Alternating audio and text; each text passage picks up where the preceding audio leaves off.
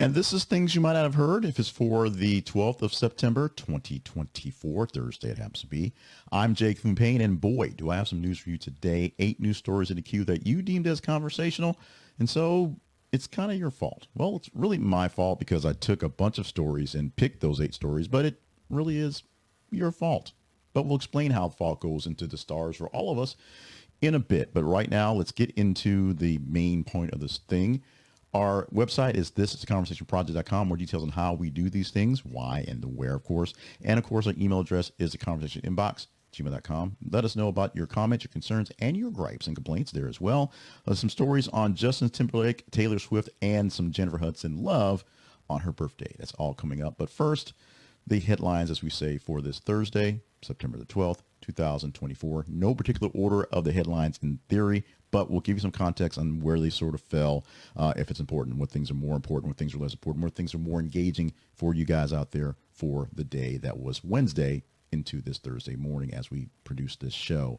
Starting off with this story that it was one of the top stories by engagement, and we posted fairly late because we were basically watching the story the full time.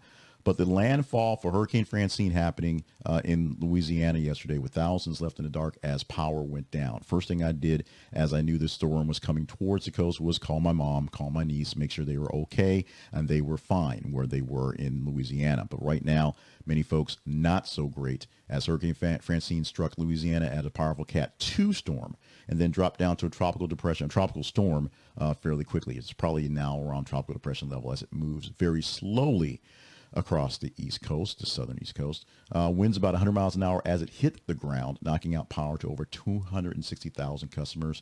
Making landfall right about at Terrebonne Parish. The storm caused significant damage, flooding streets and downing power lines as expected, snapping tree limbs as expected.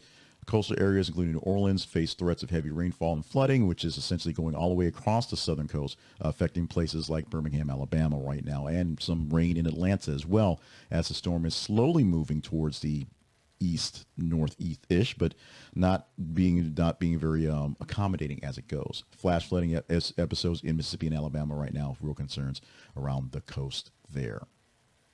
Story number 2, another big get for all of us, another big impression-heavy story for yesterday on Justin Timberlake, who has reached a plea deal to resolve his drunken driving case. Now, the deal from his case in the New York Hamptons from a few months back has been led, and so we're led to believe this is happening. Initially charged with driving while intoxicated after being pulled over in Sag Harbor in June, Timberlake is expected to plead guilty to a lesser charge. The details of the agreement aren't quite there for us to see yet, and once it's there, they'll probably seal it up and be done with it. But Timberlake is scheduled to appear in court this week, Friday, to finalize that deal.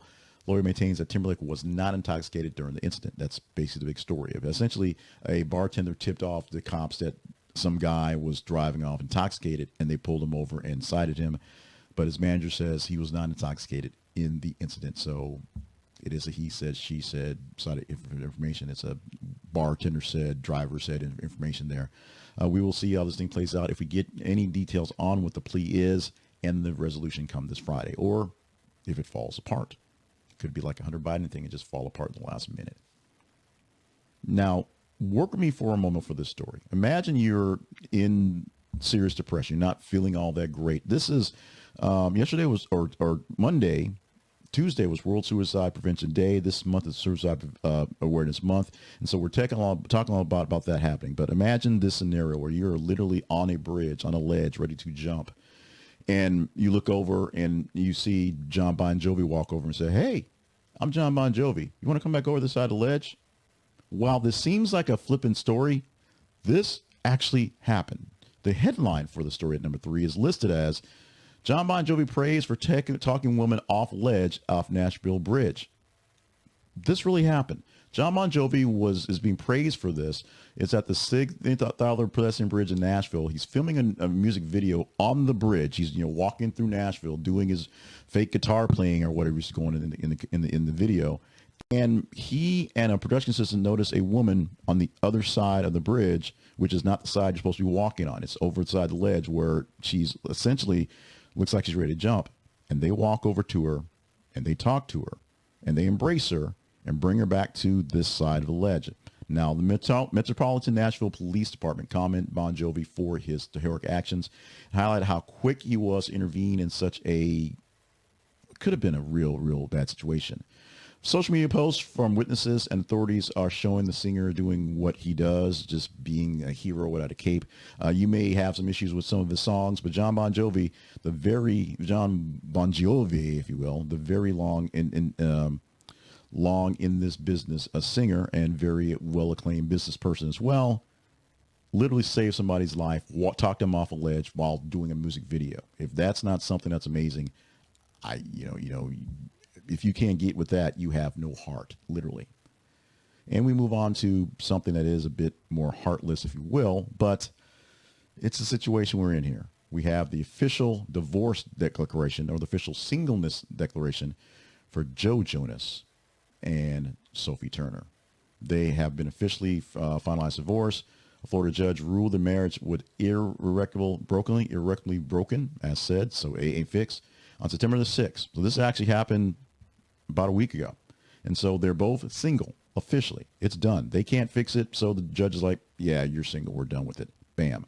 The terms of their settlement, including the custody and property arrangements, were not made public, but they made it happen so they can get done being divorced, or get done being married, and officially be divorced. It's there. 4 years of actual marriage, 2 daughters. They filed for divorce in 2023, so it hadn't took that long to get this thing done, relatively. But both parties were mutually amicable in the split, except where they weren't.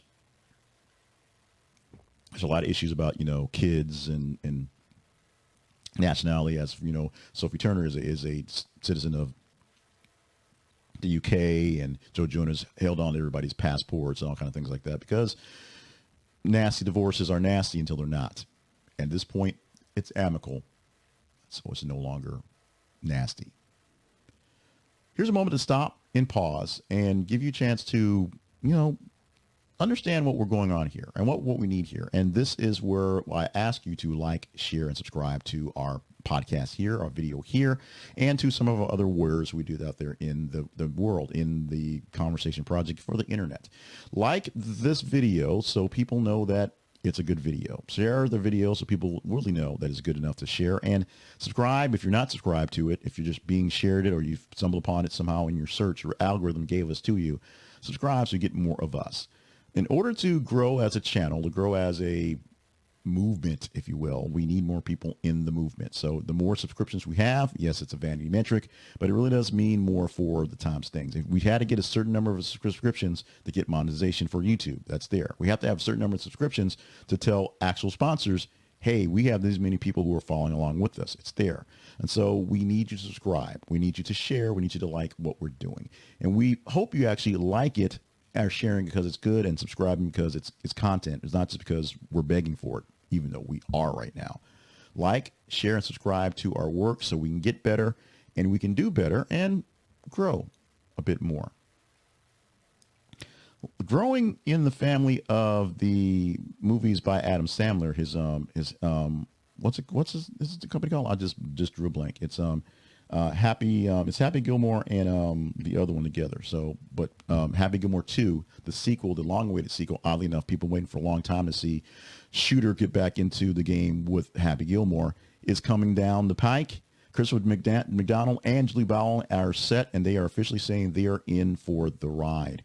Adam Sandler is going to bring back Happy Gilmore 2, bringing back McDonald as Shooter McGavin, and, of course, bringing back Bowen as Virginia Vanette, Happy's love interest, from 1996.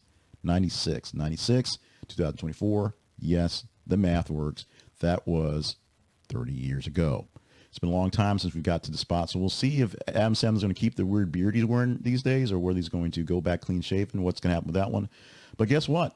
Happy Gilmore is back in business. We will, or at least we will see how much business Happy Gilmore will be back in coming forward. Also, to make this thing really, really more sweet, it's on Netflix because that's where Sandler's doing his stuff now. He has that deal to do a lot of content for Netflix, so that's happening. And Bad Bunny's in it. I'm not sure if Bad Bunny plays golf, but, he took on to wrestling. He's the biggest megastar out there in music. If he wants to play some golf with Happy Gilmore and Shooter McGavin, and you know what?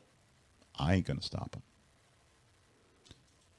Here's a story that was probably missed by most folks. And this is a story that I'm going to be honest, it had to replace another story that we had some issues with getting the story and the links in there. So we pulled this one in there to replace it because it was an interesting one.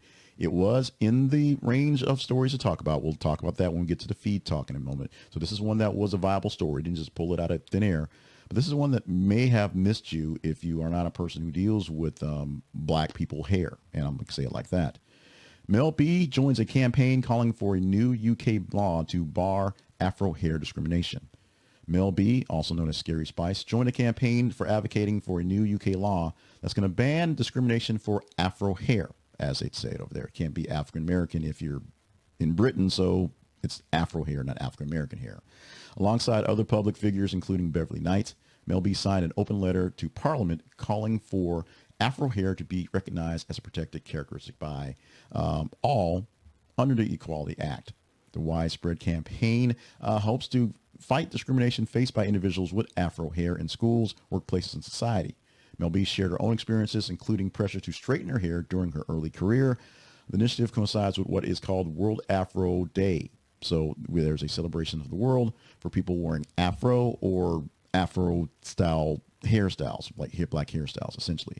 This is something that's becoming a very large case here in the States, and it's interesting because it's not just so much women and wearing afros and wearing hairstyles, but it's also men, and it's dealing with their hairstyle, some of them wearing, high top fades in some cases. That's something back in the day too. Many men who wear braids and wear dreads and wear things like that as well, where it's seen not quite as professional, mostly because it's seen not quite as, air quotes, white or conforming, if you will. And there's also issues with facial hair with men as well, as white men get away with other things that black men don't, when the facial hair is more or less the same. That's no real difference, but that happens there. But big time on hair and how hair works and what you're doing and whether it's real hair or not real hair or extensions and cornrows and all the things like that. Hair is a really big deal. And people who deal with this, people who actually have hair, really have issues with this and do find discrimination because it's just like tattoos. There's still places where tattoos are not seen as a very couth thing to have, but guess what? Just about everybody now has visible tattoos, and you have to deal with it. Here's something going on in the UK, so hopefully this one goes off well, and we get a larger scale of people celebrating the Afro hair, as it's stated here, around the world. This is another story we had to pull in to replace some stories. We had a bunch of issues with stories that looked tempting, great to do, but they had some link issues, that broken links or things weren't there because the stories were there. We could search them. And a lot of things were the chat GPT saying, oh, no, Sophie Turner and Joe Jonas, they didn't get divorced. Yeah, they got divorced. So there's a story that's sort of a makeup story, but here we go. Trump media, the technology group, has lost stock money again because Donald Trump did such a bad job in the debate last night or night before, whenever it happened. It just seems like a whirlwind of time has happened for us. So because the stock price for Trump media and Truth Social goes up and down based on the whims of the market, those whims are really based on how crazy Donald Trump is that day, they're back down. Or they'll probably rebound by the end of the day today, but we're back down after the debate because the debate was just so bad for Donald Trump. And anybody who believes the debate was not bad for Donald Trump needs to have their head examined because there's something wrong with them. It was not a great night for Trump in the debate. He can say he won. All the polls said he won, but there were no polls like 5 minutes after the debate, so that doesn't really happen. And he can, kind of tout that, he doesn't need to do no one because Kamala Harris is trying to glom on because she's a loser when she totally won that debate. This affects Trump's pocketbook. Now, it's bigger than just the debates and him running for president. There's a lot of things going on. Trump has legal issues that are going on. If Trump loses the election, the legal issues stay or get worse, however you want to call that. If he wins the election, he can kind of wave off most of them. And the biggest thing that goes on is this is actual money. And as soon as Trump gets a chance to sell his stock, that means he has cash in his pocket, not just metaphorical money in the space. So it becomes real asset once he can sell it. And once he sells it, he's the majority shareholder, as far as I can tell. Once he sells it, it's going to be worth a lot less because he has billions worth of shares to hold on to, and he'll probably sell them all and buy the golf course or something like that. So Trump media has issues with financial challenges on its own. It also doesn't make any money, literally makes no money. whatsoever. So we're going to follow this back and forth because it's back and forth as it goes up and down and up and down and up and down. But right now, yesterday the story was they were trounced. They were beat down by the fact that the very bad display on the debate meant people had less confidence in the Trump stock. It'll probably rebound to something normal today and just sort of stay fluctuating for a while. Okay, so our final story. Some childless cat lady endorsed Kamala Harris. Some childless cat lady says she's putting her weight behind Kamala Harris because the childless cat ladies, the rift that was pot up there by first J.D. Vance, and of course now with the eating cats things that happened in the debate last night, a childless cat lady is pushing for Kamala to win. This childless cat lady has millions of followers on Instagram. Her name is Taylor Swift. Also last night, she won some MTV Music Awards. She won 6 out of 12, including Best Video, the video she did with her song she did with Post Malone. And in her speech there, she says, "Thank you so much. We love what we're doing." Because that video, because the VMA Awards are basically fan voted on. I think they still are. I hadn't watched it in a while because they don't make videos for me anymore. They barely make videos. But because of the award was fan voted on, it might have been this video of the year, the one that one particular. She said she thanked the fans for people who voted for her, pointing support for her. And since she was talking about voting, why don't you go out there and register to vote and vote on bigger elections, things like that, which people cheered for. There apparently have been thousands, hundreds of thousands of people who've clicked the link that Taylor Swift shared in her Instagram post to register to vote. Of course, last year she just said register to vote and didn't really endorse anyone national, endorse some local folks, and registration went up big. Apparently, Taylor Swift has some pull. Apparently, people are listening to what she's saying. And apparently, because she liked Kamala Harris, people are listening. Donald Trump says he doesn't like Taylor Swift, not a big fan. This will come back to haunt her, he says, as he tends to say. And maybe it will, as Trump has not quite threatened, because I'd say that might be filed for libel, but has sort of hinted that people who are going against him will rue the day when he wins the election, because things will happen. He has hinted at things. He has said things in those veins. He's not actually said it out loud. Well, he probably has because of the way he speaks all the time. In the meantime, childless cat ladies are basically loving them Kamala Harris, and one in particular, one Taylor Swift, is putting her full endorsement behind, her full voice behind, her full catalog, plus Post Malone behind Ms. Harris to be your next president. Speaking of Trump and Harris and the memes and the cats, we're still talking about the cats. Our teaser story for the day, this is a story that we can talk about for tomorrow's show if you deem it worthy, is the fact that The Simpsons are back in style. And memes from The Simpsons are going viral after Trump claims that dogs are being eaten in Springfield. Why?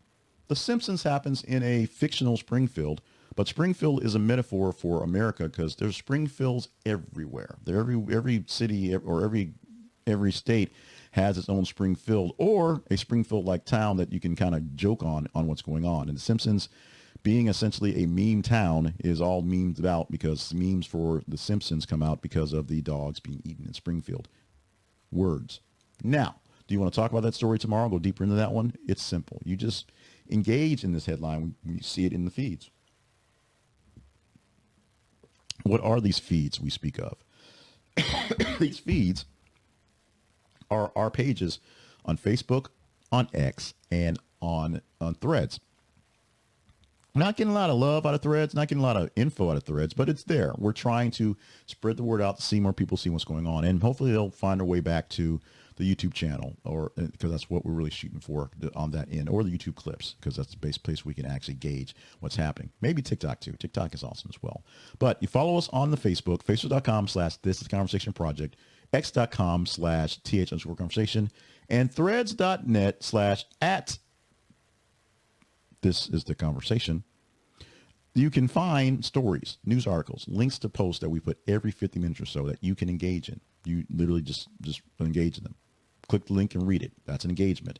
Click the little emoji face or the heart for a like or love or a hate or a scrunchy face. That's an engagement. Share with others and comment with others. That's an engagement. The higher the impressions, higher the engagement, the higher we get more people to deal with the story, better chance we have a talk about that story the next day. We choose 15 stories, the top 15 out of about 30 stories for Tuesday through Friday, and give you 8 of those. On Monday, we'll give you 10 stories. We have 3 days worth of stories to pull from, so it's a big haul to go through. So it goes on that end. But we talk up The Simpsons being memed all over the place because the dogs are being eaten. The pets, the cats, the geese, they're being eaten in Springfield. Yesterday was a story on Taylor Swift endorsing Kamala Harris, and obviously we talked about that because, yeah, we were talking about that one. You guys were hitting that one up. Are you hitting up Donald Trump, following or Donald Trump or the Simpson memes because of the Donald Trump memeing himself? Let us know by engaging in this story or whatever stories you engage in. We will talk about them tomorrow.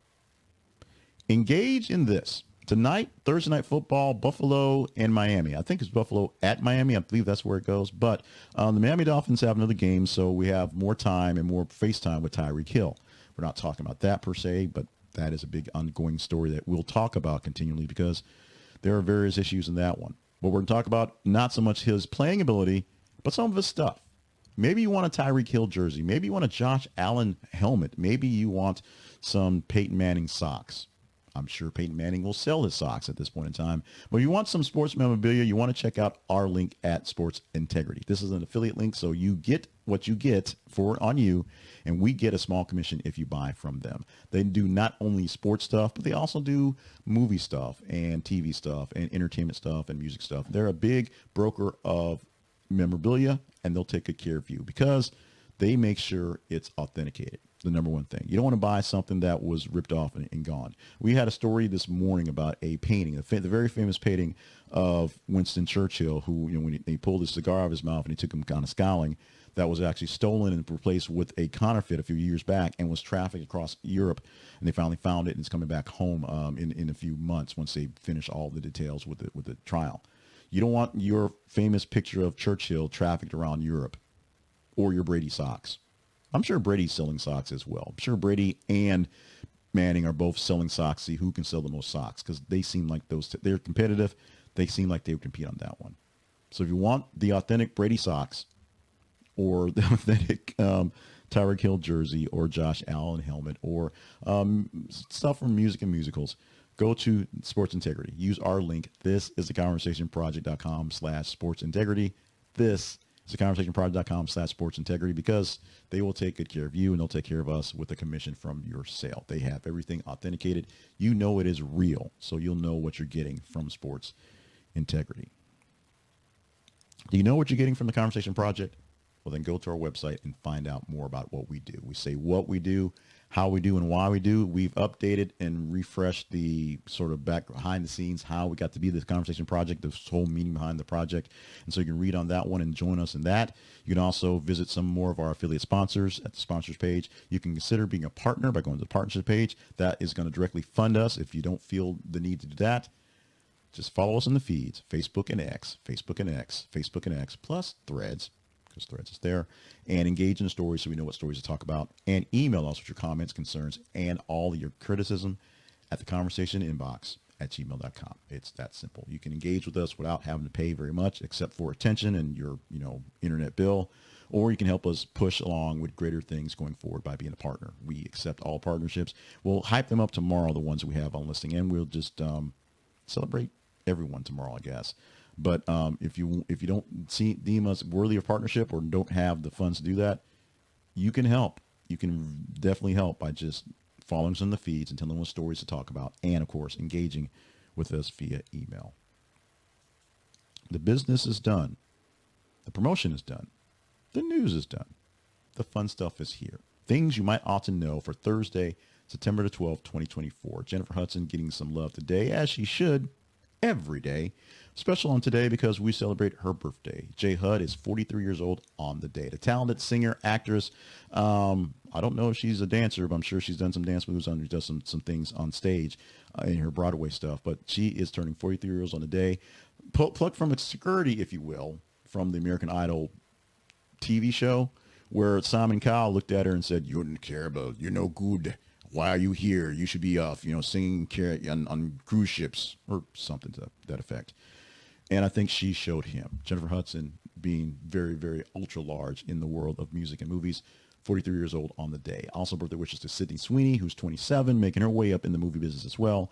And happy birthday, Sue Ellen, 84 years old for Linda Gray. Now, watching Dallas is not the best way to really prep for, marriage or life in general, or just being a general human being, because all those people were kind of terrible. Bobby was the exception, but they killed him and brought him back. That's a whole other story. Linda Gray, who played the tortured wife of J.R. Ewing for all those years back in the day, in that storied evening soap opera, Dallas. Linda Gray is 84 years old on this day. Let's talk about some actual other history, not just history of people getting older, but things that happened in the past. Going backwards, starting off in 1953, where Massachusetts Senator John F. Kennedy married Jacqueline Lee Bouvier in Newport, Rhode Island. Of course, founded the Kennedy legacy and the Camelot stuff, and then, of course, we know how things went from there. In 2001, though, President George W. Bush labeled the previous day's terrorist acts, that was, of course, September 11, an acts of war, and asked Congress for $20 billion to rebuild and recover, which, ironically, in a case like this, he pretty much got off the bat.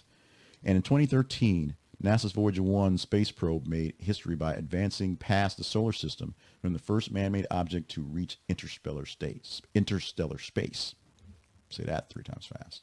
I won't, because apparently I can't. Our word for the day is homily, H-O-M-I-L-Y.